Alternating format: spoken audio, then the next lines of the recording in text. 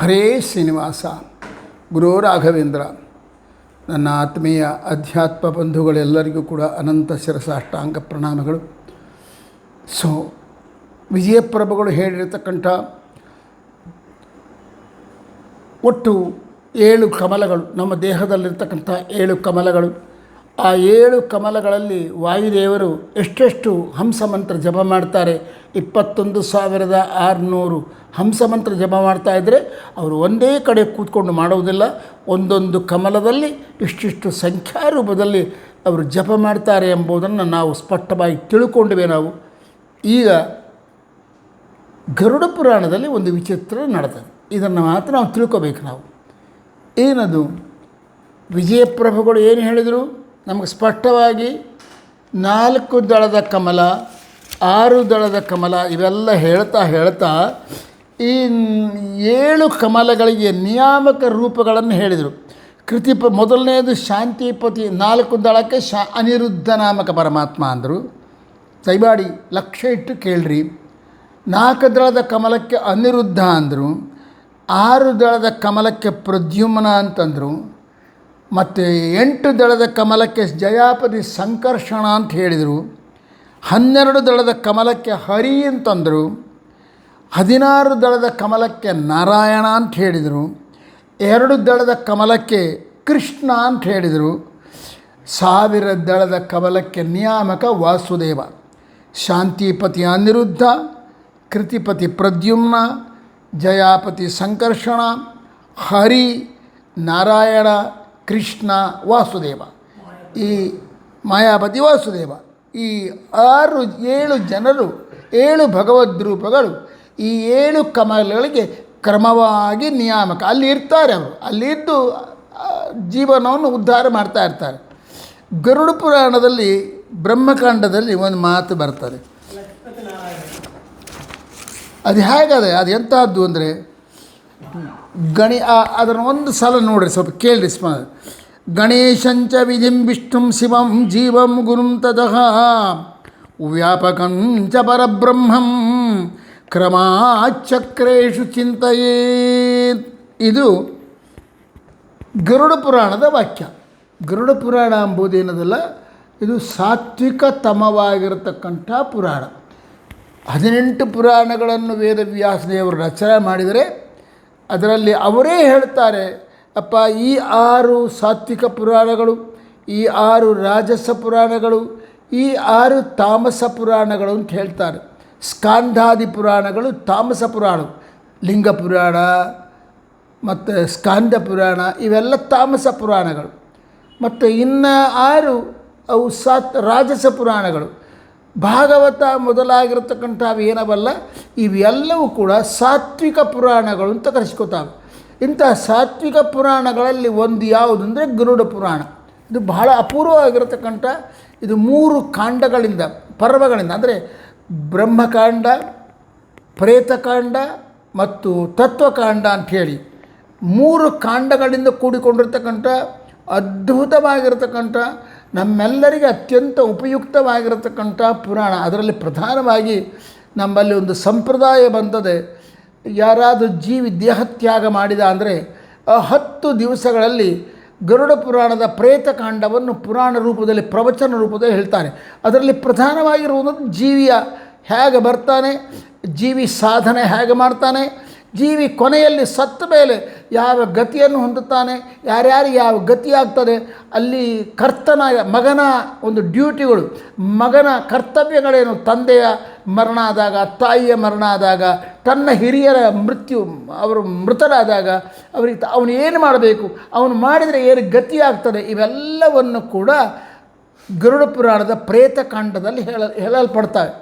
ಇಂಥ ಗರುಡ ಪುರಾಣದಲ್ಲಿ ಒಂದು ಮಾತು ಬರ್ತದೆ, ಅದು ಕೂಡ 7 ಕಮಲಗಳನ್ನು ಹೇಳ್ತದೆ. ದೇಹದಲ್ಲಿ 7 ಕಮಲಗಳವೆ. ಈ 7 ಕಮಲಗಳಿಗೆ ನಿಯಾಮಕ ರೂಪಗಳನ್ನು ಹೇಳ್ತದೆ. ಅದೇನಂತ? ಗಣೇಶ 4 ದಳದ ಕಮಲ ಅದಲ್ಲ, ಅದರಲ್ಲಿ ಗಣೇಶ ಇದ್ದಾನೆ, ಗಣೇಶ ನಿಯಾಮಕ ಅಂತ ಹೇಳ್ತದೆ. 6 ದಳದ ಕಮಲಕ್ಕೆ ಯಾರಿದ್ದಾರೆ ಅಂದರೆ ವಿಧಿ, ಅಂದರೆ ಬ್ರಹ್ಮ. ವಿಧಿ ಅಂತ ಇಟ್ಕೋಬೇಕಂಟೆ, ಅವರೇನು ಬೇರೆ ಹೇಳೋದಲ್ಲ, ವಿಧಿ ನಿಯಾಮಕ ಅಂತ ಹೇಳ್ತದೆ. ಆಮೇಲೆ 8 ದಳದ ಕಮಲಕ್ಕೆ ವಿಷ್ಣು ಅಂತ ಹೇಳ್ತದೆ. 12 ದಳದ ಕಮಲಕ್ಕೆ ಶಿವ ಅಂತ ಹೇಳ್ತದೆ, 16 ದಳಕ್ಕೆ ಜೀವ ಅಂತ ಹೇಳ್ತದೆ. ದ್ವಿದಳ ಕಮಲ 2 ದಳದ ಕಮಲಕ್ಕೆ ಗುರು ಅಂತ ನಿಯಾಮಕ ಅಂತ ಹೇಳ್ತದೆ. ಆಮೇಲೆ ಸಹಸ್ರ ದಳಕ್ಕೆ ಪರಬ್ರಹ್ಮ ಅಂತ ಹೇಳ್ತದೆ. ಗಣೇಶ, ವಿಧಿ, ವಿಷ್ಣು, ಶಿವ, ಜೀವ, ಗುರು, ಪರಬ್ರಹ್ಮ ಇವರು 7 ಜನ ಇದಕ್ಕೆ ನಿಯಾಮಕರು. ವಿಜಯರಾಯರ ಹೇಳಿದ ನಮ್ಮ ಪರಂಪರೆಯಲ್ಲಿ ಬಂದಿರತಕ್ಕಂಥ ಕಮಲಗಳ ನಿಯಾಮಕ ರೂಪಗಳಿಗೂ ಇದಕ್ಕೂ ಬಹಳ ವ್ಯತ್ಯಾಸ ಆಯಿತು. ವಿಜಯರಾಯರು ಹೇಳಿದ್ದು ಮೊದಲನೇದಕ್ಕೆ ಅನಿರುದ್ಧ ಅಂತ ಹೇಳಿದರು, ಎರಡನೇದಕ್ಕೆ ಪ್ರದ್ಯುಮ್ನ ಅಂತ ಹೇಳಿದರು, ಆಮೇಲೆ ಸಂಕರ್ಷಣ ಅಂತ ಹೇಳಿದರು, ಹರಿ ಅಂತ ಹೇಳಿದರು, ನಾರಾಯಣ ಅಂತ ಹೇಳಿದರು, ಕೃಷ್ಣ ಅಂತ ಹೇಳಿದರು, ವಾಸುದೇವ ಅಂತ ಹೇಳಿದರು. ಈ ವಾಸುದೇವ 1000 ದಳದ ಕಮಲಕ್ಕೆ ನಿಯಾಮಕ. ಗರುಡ ಪುರಾಣದ ಪ್ರಕಾರ ಪರಬ್ರಹ್ಮ ಒಂದು ರೀತಿಯಿಂದ ಸ್ವಲ್ಪ ಸಂತೋಷ ಪಡ್ತಕ್ಕಂಥದ್ದು. ಯಾಕೆಂದರೆ ಪರಬ್ರಹ್ಮ ಅಂದರೆ ನಾರಾಯಣನೇ. ಇಲ್ಲಿ ವಾಸುದೇವ ಅಂತ ಹೇಳಿದರೆ ಇಲ್ಲಿ ನಾರಾಯಣ, ಪರಬ್ರಹ್ಮ ವಾಸುದೇವನು ಪರಬ್ರಹ್ಮನೇ ಆಗ್ತಾನೆ. ಇನ್ನು ದ್ವಿದಳ ಕಮಲಕ್ಕೆ ಕೃಷ್ಣ ಅಂತ ವಿಜಯರಾಯರು ನಮ್ಮ ಆಚಾರ್ಯರ ಪರಂಪರೆಯಲ್ಲಿ ಹೇಳ್ಕೊತ ಬಂದರೆ ಇಲ್ಲಿ ಗುರು ಅಂತ ಹೇಳ್ತಾರೆ, ಬೃಹಸ್ಪತ್ಯಾಚಾರ್ಯರು ಎನ್ನುವ ಅರ್ಥದಲ್ಲಿ ಹೇಳ್ತಾರೆ. ಗುರು ಅಂದ್ಕೊಂಡು ಬೃಹಸ್ಪತ್ಯಾಚಾರ್ಯ ಜ್ಞಾಪಕ ಬರ್ತಾರೆ. ಇದಾದ ಮೇಲೆ 16 ದಳದ ಕಮಲಕ್ಕೆ ವಿಜಯಪ್ರಭುಗಳು ನಾರಾಯಣ ಅಂತ ಹೇಳಿದರೆ ಇಲ್ಲಿ ಜೀವ ಅಂತ ಹೇಳ್ತಾರೆ. ಅದರ ಮೇಲೆ 12 ದಳದ ಕಮಲಕ್ಕೆ ಹರಿ ಅಭಿಮಾನಿ ಅಂತ ನಿಯಾಮಕ ಅಂತಂದರೆ ಇಲ್ಲಿ ಶಿವ ಅಂತ ಹೇಳ್ತಾರೆ. ಇದನ್ನು 8 ದಳದ ಕಮಲಕ್ಕೆ ಸಂಕರ್ಷಣ ನಾಮಕ ಪರಮಾತ್ಮ ಅಭಿಮಾನಿ ನಿಯಾಮಕ ಅಂಥೇಳಿ ವಿಜಯರಾಯರು ಹೇಳಿದರೆ ಇಲ್ಲಿ ಸ್ವಲ್ಪ ಗುಣ ವಿಷ್ಣು ಅಂತ ಹೇಳ್ತಾರೆ, ಅಂದರೆ ಭಗವಂತನ ಒಂದು ರೂಪವನ್ನೇ ಹೇಳ್ತಾರೆ.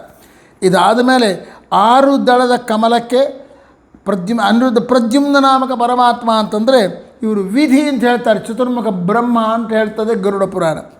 ಇನ್ನೆಲ್ಲದಕ್ಕೂ 4ನೇ ದಳದ ಕಮಲ ಅದೆಲ್ಲ ಮೂಲಾಧಾರದಲ್ಲಿ ಅದಕ್ಕೆ ವಿಜಯಪ್ರಭುಗಳು ಅನಿರುದ್ಧ ನಾಮಕ ಪರಮಾತ್ಮ ನಿಯಾಮಕ ಅಂತಂದರೆ ಇಲ್ಲಿ ಗಣೇಶ ಅಂತ ಹೇಳ್ತಾರೆ. ಗಣೇಶ ಬೇರೆ ಪಾರ್ವತಿ ಪುತ್ರ ಆಗಿಬಿಟ್ಟ, ವಿಧಿ ಅಂದರೆ ಚತುರ್ಮುಖ ಬ್ರಹ್ಮ ಅದ, ವಿಷ್ಣು ಪರವಾಗಿಲ್ಲ, ಶಿವ ಅದು ರುದ್ರ ಆಗಿಬಿಟ್ಟ, ಜೀವ ಅದು ಬೇರೆ ಆಗಿಬಿಡ್ತು, ಮತ್ತು ಗುರು ಇವನು ಬೇರೆ ಆಗಿಬಿಟ್ಟ, ಪರಬ್ರಹ್ಮ ಪರವಾಗಿಲ್ಲ, ಪರಬ್ರಹ್ಮ ವಾಸುದೇವ ಇವೆರಡು ಇತ್ಯಾದಿ ಆಗ್ತಾರೆ. ಹೇಗೆ ಇದು ವಿರುದ್ಧ ಆಯ್ತಲ್ಲ ಅಂತಂದರೆ ಶಾಸ್ತ್ರಕಾರರು ಹೇಳ್ತಾರೆ, ಅದ್ಭುತವಾದ ರೀತಿಯಲ್ಲಿ ಚಿಂತನೆ ಕೊಡ್ತಾರೆ. ದಡ್ಡ ಹಾಗೆ ತಿಳ್ಕೊಬೇಡ, ನಾಮಾನಿ ಸರ್ವಾಣಿ ಯವಾವಿಶಂತಿ, ಮರಿಬೇಡ ನೀನು. ಎಲ್ಲ ಶಬ್ದಗಳು ಭಗವಂತನಿಗೆ ಸಂಬಂಧಪಟ್ಟಿದ್ದು, ಭಗವಂತನಿಗೆ ಅಲ್ಲದೇ ಇರತಕ್ಕಂಥ ಶಬ್ದಗಳೇ ಇಲ್ಲ. ಎಲ್ಲ ಶಬ್ದಗಳು ಭಗವಂತ ನಾರಾಯಣನ ಹೇಳ್ತಾವೆ. ನಾರಾಯಣನ ಹೇಳಿದಾಗ ಗಣಪತಿ ಎಂಬ ಶಬ್ದ ಅದು ಭಗವಂತನೇ ಹೇಳ್ತದೆ. ಮತ್ತು ವಿಧಿ ಬ್ರಹ್ಮ ಅಂತಂದರು ಅದು ಪರಬ್ರಹ್ಮ ನಾರಾಯಣನನ್ನೇ ಹೇಳ್ತದೆ. ವಿಷ್ಣು ಶಬ್ದ ಅದು ಸಹಜವಾದ ಅವನಿಗೆ. ಶಿವ ಅದು ಕೂಡ ನಾರಾಯಣನ್ನೇ ಹೇಳ್ತದೆ. ಜೀವ ಅದು ನಾರಾಯಣನನ್ನೇ ಹೇಳ್ತದೆ.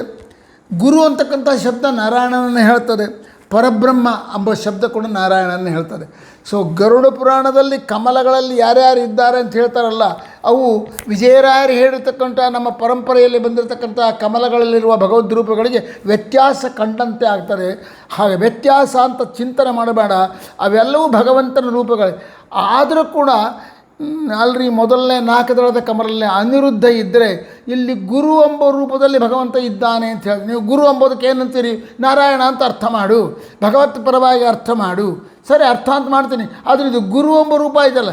ಭಗವಂತನ ರೂಪಗಳು ಎಲ್ಲವೂ ಒಂದೇ ಆದರೂ, ಎಲ್ಲವೂ ಭಗವಂತನಿಗೆ ವಾಚಕಗಳಾದರೂ ಕೂಡ ಆ ರೂಪಗಳಿಂದ ಮಾಡುವ ವ್ಯಾಪಾರಗಳು ಬೇರೆ ಬೇರೆಯಲ್ಲ. ಅದ ಕಾರಣ ಗುರು ಎಂಬ ಅದು ಗಣಪತಿ ಎಂಬ ಶಬ್ದಕ್ಕೂ ಮತ್ತು ಅನಿರುದ್ಧ ಎಂಬ ಶಬ್ದಕ್ಕೂ ಬಹಳ ವ್ಯತ್ಯಾಸ ಬಂತಲ್ಲ. ಎರಡು ಭಗವದ್ ರೂಪಗಳೇ ಅಂದ್ಕೊಂಬೋಣ, ವ್ಯತ್ಯಾಸ ಆಯ್ತಲ್ಲ. ಯಾಕೆ ವ್ಯತ್ಯಾಸ ಹೇಳಬೇಕು? ಅಲ್ಲ, ಭಗವಂತನ ರೂಪಗಳಲ್ಲಿ ಯಾವ ತರಹದ ವ್ಯತ್ಯಾಸ ಇಲ್ಲ.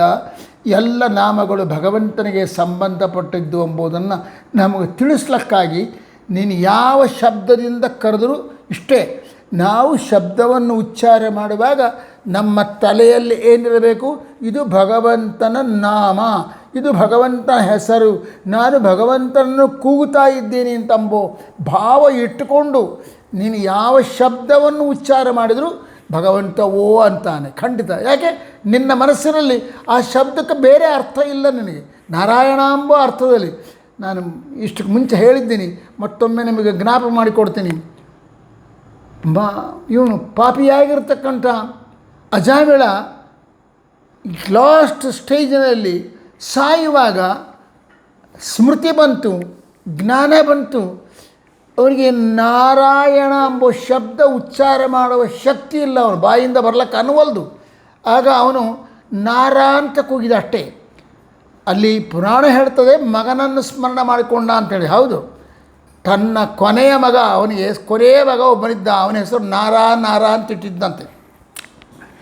ನಾರನನ್ನು ಸ್ಮರಣ ಮಾಡಿಕೊಂಡ, ಜ್ಞಾಪಕ ಮಾಡಿಕೊಂಡ ಆ ಸಾಯೋ ಕಾಲಕ್ಕೆ.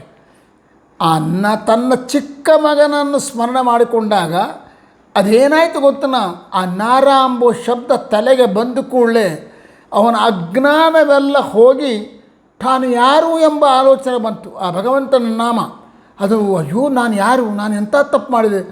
ಆಗ ತಕ್ಷಣದಲ್ಲಿ ಭಗವಂತ ನಾನು ಈಗ ನಾರ ಅಂತ ಹೋಗಿದ್ದು ನಿನ್ನನ್ನೇ ಅಂತ ಅಂದುಕೊಂಡ. ತಕ್ಷಣ ನಾರಾಯಣನ ದೂತರು ಬಂದುಬಿಟ್ಟರು, ಅವನು ಉದ್ಧಾರ ಮಾಡಿದ್ರು. ಕೇಳ್ತೇವೆ ಅಂದರೆ ಸಾಯುವಾಗಲಿ ಯಾವ ಸಮಯದಲ್ಲೇ ಆಗಲಿ ನಾವು ಯಾವ ಶಬ್ದವನ್ನೇ ಉಚ್ಚಾರ ಮಾಡು, ಆ ಶಬ್ದದ ಅರ್ಥ ಏನು ಎಂಬ ಚಿಂತನೆ ನಮಗೆ ಸರಿಯಾಗಿತ್ತು ಅಂತಂದರೆ, ನೀನು ಒಬ್ಬ ಮನುಷ್ಯನನ್ನು ಚಿಂತನೆ ಮಾಡ್ತೆ ಅಂದರೆ ಭಗವಂತ ಏನು ಬರೋದಿಲ್ಲ. ಹಾಗಲ್ಲ, ನರ ಅಂತ ನೀವು ಕೂಗಿದನ್ಕೋ, ನರ ಎನ್ನುವ ಶಬ್ದ ನಾರಾಯಣನನ್ನು ಹೇಳ್ತದೆ. ಪ್ರಭು ನಾರಾಯಣ ನಿನ್ನನ್ನು ನರ ಅಂತ ಕರಿತೀನಿ ಅಂದರೆ ಆ ನಾರಾಯಣನೇ ಬರ್ತಾನೆ. ಎಲ್ಲ ಶಬ್ದಗಳು ಭಗವತ್ ಪರವಾದವು. ಇದನ್ನು ಚಿಂತನೆ ಕೊಳ್ಳಕ್ಕಾಗಿಯೇ ಗರುಡ ಪುರಾಣ 7 ಕಮಲಗಳನ್ನು ಹೇಳಿ ಆ 7 ಕಮಲಗಳಲ್ಲಿ ಬೇರೆ ಬೇರೆ ಬೇರೆ ರೂಪಗಳನ್ನು ಹೇಳ್ತದೆ. ಈ ರೂಪಗಳಿಗೂ ವಿಜಯದಾಸರೇ ಮೊದಲಾಗಿರ್ತಕ್ಕಂಥ ಜ್ಞಾನಿವರೇಣ್ಯರ ಆಚಾರ್ಯರ ಪರಂಪರೆಯಲ್ಲಿ ಬಂದವರು ಹೇಳಿದ ಕಮಲಗಳಲ್ಲಿರುವ ರೂಪಗಳಿಗೂ ಏನೂ ವ್ಯತ್ಯಾಸ ಇಲ್ಲ. ಎಲ್ಲವೂ ಭಗವದ್ವಾಚಕಗಳೇ. ಯಾವ ಶಬ್ದದಿಂದ ಕರೆದರೂ ಅದು ಭಗವಂತನನ್ನು ಕರೆದಂತೆ ಆಗ್ತದೆ ಅಂಥೇಳಿ ನಮಗೆ ಒಂದು ನಿರ್ಧಾರ ಕೊಳ್ಳಕ್ಕಾಗಿ ಆ ರೀತಿ ಹೇಳ್ತಾರೆ. ಗರುಡ ಪುರಾಣ ಹೇಳ್ತಾರೆ, ಗಣೇಶಂಚ ವಿಧಿಂ ವಿಷ್ಣುಂ ಶಿವಂ ಜೀವಂ ಗುರುಂ ತಥಾ ವ್ಯಾಪಕಂ ಚ ವರಬ್ರಹ್ಮಂ ಕ್ರಮಾಚಕ್ರೇಷು ಚಿಂತೆಯೇ. ಕ್ರಮವಾಗಿ ಚಕ್ರಗಳೆಂದರೆ ಕಮಲಗಳಲ್ಲಿ, ಈ 7 ಕಮಲಗಳಲ್ಲಿ ಈ ರೀತಿಯಾಗಿ ನೀನು ಚಿಂತನೆ ಮಾಡು ಅಂತ ಸ್ಪಷ್ಟ ಮಾಡ್ತೀವಿ. ಆದರೂ ಕೂಡ ಇಲ್ಲ ಸ್ವಾಮಿ, ನಮಗೆ ಯಾಕೋ ನಮಗೆ ಇನ್ನೂ ಸಂದೇಹ ಪರಿಹಾರ ಆಗ್ತಾ ಇಲ್ಲ ಅಂದರೆ ಶಾಸ್ತ್ರದ ಪ್ರಕಾರ ನಿಮಗೆ ಚಿಂತನೆ ಕೊಡ್ತೀನಿ ಅಂತಾರೆ ಜ್ಞಾನಿಗಳು. ಏನು ಗೊತ್ತಾ, ಗಣೇಶ ಎಂಬೋ ಶಬ್ದ ಅನಿರುದ್ಧ ಎಂಬೋ ಶಬ್ದಕ್ಕೂ ಏನೂ ವ್ಯತ್ಯಾಸ ಇಲ್ಲ. ಗಣೇಶ ಎನ್ನುವ ಶಬ್ದ ಯಾವ ಅರ್ಥವನ್ನು ಹೇಳ್ತದೋ ಅದೇ ಅರ್ಥವನ್ನು ಅನಿರುದ್ಧ. 4 ದಳದ ಕಮಲಕ್ಕೆ ನಿಯಾಮಕ ಯಾರು? ಅನಿರುದ್ಧ. ಈಗ ಗರುಡ ಪುರಾಣದ ಪ್ರಕಾರ 4 ದಳದ ಕಮಲಕ್ಕೆ ನಿಯಾಮಕ ಯಾರು? ಗಣೇಶ. ಸೊ ಗಣೇಶ ಅಂದರೂ ಬೇರೆ ಅಲ್ಲ, ಅನಿರುದ್ಧ ಅಂದರೂ ಬೇರೆ ಅಲ್ಲ, ರೂಪ ಬೇರೆ ಅಲ್ಲ, ರೂಪ ಅಲ್ಲ. ಅನಿರುದ್ಧನಿಗೆ ಗಣೇಶ ಅಂತ ಹೆಸರು, ಗಣೇಶನಿಗೆ ಅನಿರುದ್ಧ. 2 ಮಾಡುವ ಕೆಲಸ ಒಂದೇ. ಏನದು? ಹಾಗೆ ನಾವು ಹೇಳಿದ್ರೆ ಸ್ವಲ್ಪ ವಿಚಾರ ಮಾಡಿ ಹೇಳಿದರೆ, ಸಂಸಾರ ನಿರೋಧರಹಿತ ಮುಕ್ತ ತಾನ್ ದತ್ತೆ ಇತಿ ಅನಿರುದ್ಧ. ಅನಿರುದ್ಧ ಅಂದರೆ ಏನು ಗೊತ್ತಾ? ರುದ್ಧರಾದವರು. ರುದ್ಧರು ಅಂದರೆ ಸಂಸಾರದಲ್ಲಿ ಸಿಕ್ಕಿಕೊಂಡವರು. ಸಂಸಾರದಲ್ಲಿ ಸಿಕ್ಕಿಕೊಳ್ಳದೇ ಇರತಕ್ಕಂಥವರು ಅನಿರುದ್ಧರು. ಆ ಅನಿರು ಅಂತಾರೆ. ಇಂಥ ಮುಕ್ತರನ್ನು, ಜೀವಿಗಳು ಅಂದರೆ ಸಂಸಾರದಿಂದ ಬಿಡುಗಡೆ ಹೊಂದಿ ಆನಂದವನ್ನು ಅನುಭವಿಸ್ತಕ್ಕ ಮುಕ್ತರು ಅಂತ ಯಾರಿದ್ದಾರಲ್ಲ, ಆ ಮುಕ್ತರನ್ನೆಲ್ಲ ಕೂಡ ಧರಿಸಿರ್ತಕ್ಕಂಥವನು ಯಾರಂದರೆ ಅನಿರುದ್ಧ. ಭಾಳ ಗಮನದಲ್ಲಿಡ್ರಿ. ಸಂಸಾರ ನಿರೋಧರಹಿತ ಮುಕ್ತ ತಾನ್ ಧತ್ತೆ ಅನಿರುದ್ಧ. ಅಂದರೆ ಅರ್ಥ ಏನು? ಸಂಸಾರವೆಂಬ ವಿಘ್ನದಿಂದ, ಆಟಂಕದಿಂದ ಮುಕ್ತರಾಗಿ, ಅಂದರೆ ಸಂಸಾರ ಬಂಧನದಿಂದ ಬಿಡುಗಡೆ ಹೊಂದಿ ಮುಕ್ತರಾಗಿರ್ತಕ್ಕಂಥ ಜೀವಿಗಳು ಅಂತ ಯಾರಿದ್ದಾರೋ ಅವರೆಲ್ಲರನ್ನು ಧರಿಸಿ ಇರುವುದರಿಂದ, ತನ್ನ ಹತ್ತಿರ ಇಟ್ಟುಕೊಂಡಿರುವುದರಿಂದ ಭಗವಂತನಿಗೆ ಅನಿರುದ್ಧ ಅಂತ ಕರೀತಾರೆ. ಇದೇ ಅರ್ಥ ಗಣಪತಿ ಶಬ್ದಕ್ಕೂ ಇರೋದು. ಗಣಾನಾಂ ಮುಕ್ತ ಗಣಾನಾಂ ಧಾರಣಾತ್ ಗಣೇಶ. ಮುಕ್ತ ಗಣ ಅಂದರೆ ಗಣಗಳು ಅಂತಂದರೆ ಮುಕ್ತ ಗಣಗಳು, ಮುಕ್ತಿ ಹೊಂದಿರತಕ್ಕಂಥ ಜೀವಿಗಳು. ಇಂಥ ಜೀವಿಗಳಿಗೆ ಸ್ವಾಮಿಯಾಗಿ ಈಶ ಅಂದರೆ ಸ್ವಾಮಿಯಾಗಿ ಅವರನ್ನು ಧರಿಸಿರ್ತಕ್ಕಂಥವ್ರು, ಅವರನ್ನು ರಕ್ಷಣೆ ಮಾಡ್ತಕ್ಕಂಥವ್ನು ಯಾರೋ ಅವನು ಗಣೇಶ. ಗಣ ಅಂದರೆ ಮುಕ್ತ ಗಣ, ಮುಕ್ತರಾದ ಜೀವಿಗಳು. ಅಂಥವರಿಗೆ ಈಶನಾಗಿ ಸ್ವಾಮಿಯಾಗಿ ಅವ್ರನ್ನೆಲ್ಲ ಧರಿಸಿದ್ದಾನೆ. ಅದು ಕಾರಣ ಸ್ವಾಮಿ ಅಂದರೆ ಸುಮ್ಮನೆ ಸಿಂಹಾಸನದಲ್ಲಿ ಕೂತ್ಕೊಂಬ ಸ್ವಾಮಿಯ. ಈಗ ರಾಜ ಅಂತ ಒಬ್ಬನ ಕರಿತೀವಿ. ರಾಜ ಅಂತ ಕರೆದ್ರೆ ಬರೇ ರಾಜ ಅಂತ ಹೆಸರಿಟ್ಟುಕೊಂಡ್ರೆ ಈಗಿದ್ದಾರೆ. ಅಂದರೆ ರಾಜ್ಯಗಳನ್ನು ಕಳ್ಕೊಂಡು ಈ ರಾಜರ ವಂಶಕ್ಕೆ ಸೇರಿದವರು ಹಾಗೆ ಈಗ ಮೈಸೂರು ಮಹಾರಾಜರಿದ್ದಾರೆ, ಮೈಸೂರು ಮಹಾರಾಜರ ವಂಶಿಕರಿಗಿದ್ದಾರೆ. ಅವರಿಗೇನು ರಾಜ್ಯ ಇಲ್ಲ, ಯಾವ ಅಧಿಕಾರವೂ ಇಲ್ಲ. ಮೈಸೂರು ಅವರ ಅಧೀನದಲ್ಲಿಲ್ಲ, ಕರ್ನಾಟಕ ಅವರ ಅಧೀನದಲ್ಲಿಲ್ಲ. ಆದರೆ ರಾಜ ರಾಜ ಅಂತ ಹೆಸರಿಟ್ಕೊಂಡಿದ್ದಾರೆ. ಇಂಥ ಒಡೆಯ ಅಂಥ ಒಡೆಯ ಅಂತ ಹೇಳ್ಕೋತಾರೆ. ಗದ್ವಾಲ್ ಮಹಾರಾಣಿ ಅಂತ ಕೇಳ್ತಾರೆ. ಅವಳೇನು ಮಹಾರಾಣಿ ಅಲ್ಲ, ಮಹಾರಾಣಿಯಾಗಿ ಶಾಸನ ಮಾಡ್ತಾ ಇಲ್ಲ, ಅದರೊಳಗೆ ರಾಣಿ ಅಂತದೆ. ಆ ರಾಣಿ ಅದು ಪ್ರಯೋಜನ ಇಲ್ಲ. ಮತ್ತೇನು, ರಾಣಿಯಾಗಿದ್ದಕ್ಕೆ ಅಧಿಕಾರ ಇರಬೇಕು, ರಾಜನಿಗೆ ಪತ್ನಿಯಾಗಿರಬೇಕು, ಅವಳು ಶಾಸನ ಮಾಡ್ತಕ್ಕಂಥವಳಾಗಿರಬೇಕು. ರಾಜ ಅಂದರೆ ಇನ್ನು ಪ್ರಜರ ಸಂರಕ್ಷಣೆ ಮಾಡ್ತಕ್ಕಂಥವನು, ಪ್ರಜೆಗಳಿಗೆಲ್ಲ ಒಡೆಯನಾಗಿ ಅವರ ಕಷ್ಟ ಸುಖಗಳಿಗೆ ಕಾರಣನಾಗಿರ್ತಕ್ಕಂಥವನು ಇದ್ದಾರೆ, ಅವನು ನಿಜವಾದ ರಾಜ. ಬರೀ ಇವಾಗ ಏನಾಗಿದೆ, ಆ ವಂಶದಲ್ಲಿ ಬಂದಿದ್ದಕ್ಕೋಸ್ಕರ ರಾಜ ರಾಜ ಅಂತ ಹೇಗೆ ಬಂದದ್ದು ಹಾಗಾಗಬಾರ್ದು. ಗಣಪತಿ ಗಣೇಶ ಅಂತಂದ್ರೇನು, ಗಣ ಅಂದರೆ ಮುಕ್ತ ಗಣರು, ಯಾರು ಜೀವನ್ಮುಕ್ತರಾಗಿದ್ದಾರೋ, ಈ ಸಂಸಾರದಿಂದ ಬಂಧನದಿಂದ ಬಿಡುಗಡೆ ಹೊಂದಿ ಮೋಕ್ಷವನ್ನು ಹೊಂದಿದ್ದಾರೋ ಅಂಥವರಿಗೆ ಈಶಾ ಅಂದರೆ ಸ್ವಾಮಿ. ಸ್ವಾಮಿ ಅಂದರೆ ಏನು, ಬರೀ ಸ್ವಾಮಿ ಕೂತ್ಕೊಂಡಿದ್ದಾನ ಸಿಂಹಾಸನ ಅಲ್ಲ. ಅವರೆಲ್ಲ ಸುಖಗಳನ್ನು ನೋಡ್ತಾ ಇರ್ತಾನೆ, ಆನಂದ ಆಗುವಂತೆ ಮಾಡ್ತಾ ಇರ್ತಾನೆ, ಅವರನ್ನೆಲ್ಲರನ್ನು ಧರಿಸಿ ಇರ್ತಾರೆ. ಅದ ಕಾರಣ ಗಣೇಶ. ಸೊ ಅನಿರುದ್ಧ ಅಂದರೂ ಒಂದೇ, ಗಣೇಶ ಅಂದರೂ ಒಂದೇ. ಅನಿರುದ್ಧ ಅಂದರೆ ಸಂಸಾರ ಬಂಧನದಿಂದ ಬಿಡುಗಡೆ ಹೊಂದಿರತಕ್ಕಂಥ ಮುಕ್ತ ಜೀವಿಗಳನ್ನು ಧರಿಸಿರ್ತಾರಾದ ಕಾರಣ ಭಗವಂತನಿಗೆ ಅನಿರುದ್ಧ ಅಂತ ಹೆಸರು. ಗಣೇಶ ಅಂದರೂ ಅದೇ ಅರ್ಥ. ಗಣ ಅಂತಂದರೆ ಮುಕ್ತ ಜೀವರು. ಅಂಥ ಮುಕ್ತ ಜೀವರಿಗೆ ಸ್ವಾಮಿಯಾಗಿ ಅವರ ಎಲ್ಲ ತರಹದ ಆನಂದಕ್ಕೆ ಕಾರಣೀಭೂತನಾಗಿ ಅವರನ್ನು ಧರಿಸಿ ಇರ್ತಾರೆ. ಅದ ಕಾರಣ ಗಣೇಶ. ಸೊ 4 ದಳದ ಕಮಲದಲ್ಲಿ ವಿಜಯರಾಯರು ಹೇಳಿದ ಪ್ರಕಾರ ಅನಿರುದ್ಧನಾದರೆ, ಗರುಡ ಪುರಾಣ ಹೇಳಿದ ಪ್ರಕಾರ ಗಣೇಶ. ಆದರೆ ಗಣೇಶ ಪಾರ್ವತಿ ಸುತ ಅಂತ ನಾವು ಚಿಂತನೆ ಮಾಡಬಾರ್ದು. ವಿಘ್ನ ವಿನಾಯಕ ನಾಶಕ ಅಂತ ಆ ರೀತಿ ಚಿಂತನೆ ಮಾಡೋದು. ಆನೆಯ ಮುಖವುಳ್ಳಂಥ ಗಣಪತಿ ಅಂತ ನಾವು ಚಿಂತನೆ ಮಾಡಬಾರ್ದು. ಮತ್ತೇನು, ಸಾಕ್ಷಾತ್ ಭಗವಂತನೇ, ಅವನೇ ಅನಿರುದ್ಧ, ಅನಿರುದ್ಧನೇ ಗಣೇಶ, ಗಣೇಶನೇ ಅನಿರುದ್ಧ ಅಂತ ಚಿಂತನೆ ಮಾಡಬೇಕು. ಹಾಗೆ ಚಿಂತನೆ ಮಾಡಿದಾಗ ಏನಾಗ್ತದೆ, ನಿನಗೇನು ಪ್ರಾಬ್ಲಮ್ಮೇ ಬರೋದಿಲ್ಲ. ಗರುಡ ಪುರಾಣ ಒಂದು ಹೇಳಿತು, ವಿಜಯರಾಯರಾದ ಮೊದಲಾದವರೆಲ್ಲ ಒಂದು ಹೇಳಿದ್ರೆಂಬೋ ವಿರೋಧ ನಿಂಗೆ ಬರುವುದಿಲ್ಲ. ಎರಡೂ ಗಣಪತಿಯ, ಎರಡೂ ಭಗವಂತನ ರೂಪಗಳೇ. ಯಾಕೆ ಹಂಗೆ ಹೇಳಿದ್ರು ಅಂತ ನಿಂಗೆ ಆ ಜ್ಞಾನ ಬರಲಿ, ಭಗವಂತನ ರೂಪಗಳಲ್ಲಿರುವ ಅಪೂರ್ವತೆ ನಿಂಗೆ ಅರ್ಥ ಆಗಲಿ ಅಂತ ಮಾಡ್ತಾ ಇದ್ದಾರೆ ನಮ್ಮ ಮಾತು. ಇದಕ್ಕಿಂತ ಇನ್ನೊಂದು ಅದ್ಭುತವಾದ ಹೇಳ್ತಾರೆ, ಗಣಪತಿ ಆಕಾಶ ತತ್ವಕ್ಕೆ ಅಭಿಮಾನಿ. ಆಕಾಶದಲ್ಲೆಲ್ಲ ವೇದಗಳು ತುಂಬಿಕೊಂಡ್ಬಿಟ್ಟಿರ್ತವೆ. ಅಂಥ ವೇದಗಳಿಗೆ ಆವಾಸ ಸ್ಥಾನನಾಗಿ, ಅಂದರೆ ಅಂಥ ಆವಾಸ ಸ್ಥಾನವಾದ ಆಕಾಶಕ್ಕೆ ಅಭಿಮಾನಿಯಾಗಿ ಎಲ್ಲ ಜೀವರಿಗಳಿಗೆ ಆನಂದ ಬಡಿಸ್ತಕ್ಕಂಥವ್ರು ಯಾರು, ಗಣಪತಿ. ಸೇಮ್ ಅದೇ ಪ್ರಕಾರ ಅನಿರುದ್ಧನು ಅಂಥವನೇ ಆಗಿದ್ದಾನೆ. ಅದು ಕಾರಣ ಗಣಪತಿಗೂ ಮತ್ತು ಅನಿರುದ್ಧನಿಗೂ ಏನು ವ್ಯತ್ಯಾಸ ಇಲ್ಲ. ಎರಡೂ ಭಗವಂತನ ಹೆಸರು ಅಂತಕ್ಕಂಥ ಚಿಂತನೆಯನ್ನು ನಮಗೆ ಗರುಡ ಪುರಾಣ ಮತ್ತು ವಿಜಯರಾಯರ ಮೊದಲಾಗಿರ್ತಕ್ಕಂಥ ಮಹಿತಾತ್ಮರ ವಾಕ್ಯಗಳು ಕೊಡ್ತಾರೆ. ಇದರಂತೆ ನಂತರದಲ್ಲಿ ಹೇಳ್ತಾರೆ,